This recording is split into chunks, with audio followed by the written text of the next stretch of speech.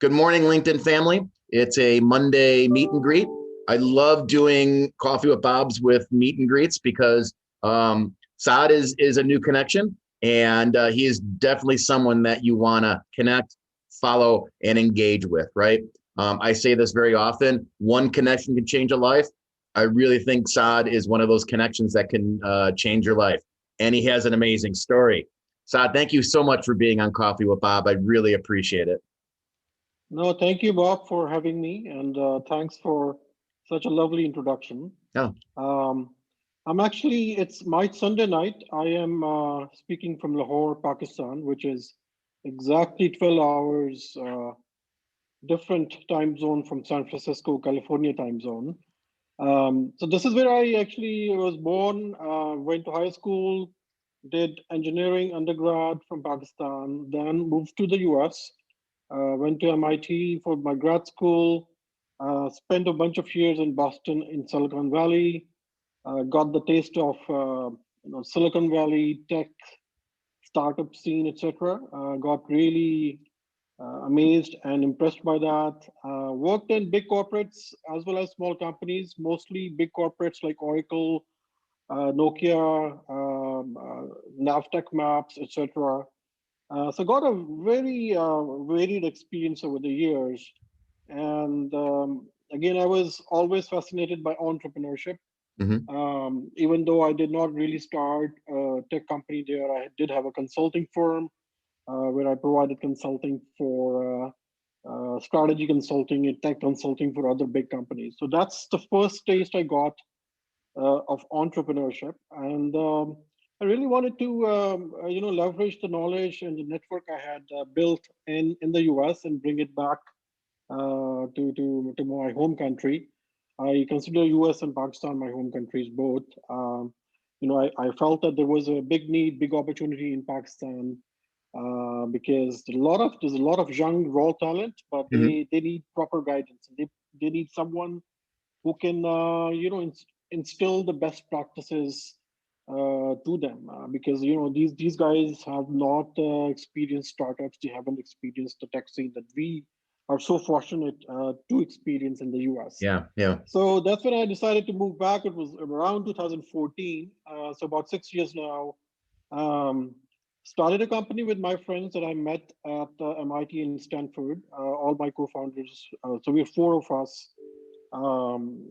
All of them were at Stanford or MIT, and we always had this big goal and dream of doing something awesome out of Pakistan. So that's when we started Venture Dive. It's a software company, software consulting company based out of Pakistan. We do have sales office in the US.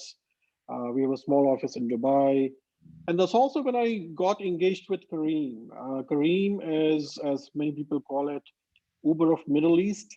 Actually, Uber acquired Kareem a couple of years ago because Kareem was making a lot of progress in the area, right? So Okay. it started in Dubai.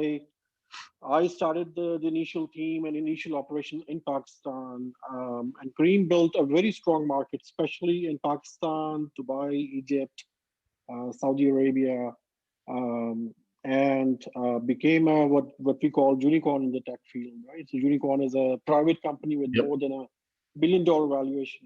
So I would say I was very lucky to be involved with Kareem as well as Venture Dive. We have many other exciting things down the road. But I'm blessed to be playing a part in this part of the world where a lot of people look up to us. And now, if you look back 4, 5 years, 6 years, even 2 years, the scene has completely changed. Yeah. You hear India and China a lot because of their economy, their big size, large countries, a lot of VC capital flowing into those countries. But now Pakistan is also on the roadmap of many investors. So I think that things are changing, and I foresee a lot of positive developments in the next few years.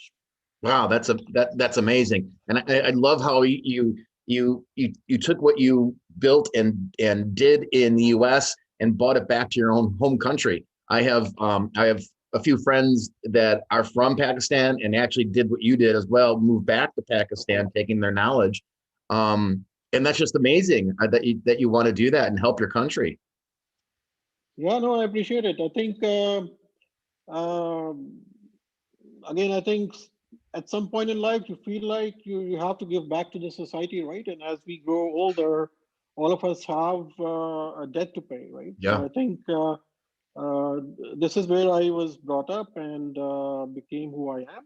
And again, I love Silicon Valley. I love the tech scene there, and it's been very refreshing to be able to mentor people in Pakistan and in the Middle East in general, right? So Middle East overall, countries like Egypt, Dubai, UAE, Qatar, etc. There's a lot of room for innovation, and technology can play a very strong role in really changing the future of the new generation. And I hope I can play an important role there. Yeah, I mean, it's amazing. I mean, we can almost say that you're developing the new Silicon Valley of the Middle East, right? It seems like everything that I've read about you and read through your profile, you really are a leader there, and that's just amazing to me. I mean, it seems like, at least from what I've read and from my other friends who've back there, that part of the world is very hungry for new tech, right? It is because the systems are very outdated, out-fashioned, old-fashioned. There's a lot of economy that still works on paper. So I think there is an opportunity for us to leapfrog, right? As they call it in the business world, right? Because just like the mobile revolution, we did not. Most of our population still does not have PCs, Mm. but almost everyone has a smartphone now. So I think the same thing is happening in the overall digital landscape here because the systems are so old. We have to really innovate, and by doing so, we can leapfrog. One generation, we can skip one part of the process by bringing solutions to the world, this part of the world, which are very innovative. And for example, if I take healthcare, right? Healthcare is such a difficult area to crack, especially Hmm. in the US, because of the legacies and because of the whole ecosystem there. I think in Pakistan, because there was not a very strong system to healthcare in the first place, there is more opportunity for us to actually disrupt it for the better. So I think the opportunity, the bigger the problem, the bigger the opportunity, right? Yeah, So yeah. in this part of the world, the maps don't work, the connection speed are slower, etc., etc. I'm actually happy that we're having a very smooth conversation because it's not uncommon for us to get disconnected, especially when I'm dialing in from home, right? When I'm Right. at work, we have a much stronger connection, but at home, I actually uh, don't always have this kind of this quality of connection. So I Yeah. think that's great. Yeah. Yeah. It's been perfect. And I really enjoyed speaking with you, Saad. Likewise, Bob. Likewise.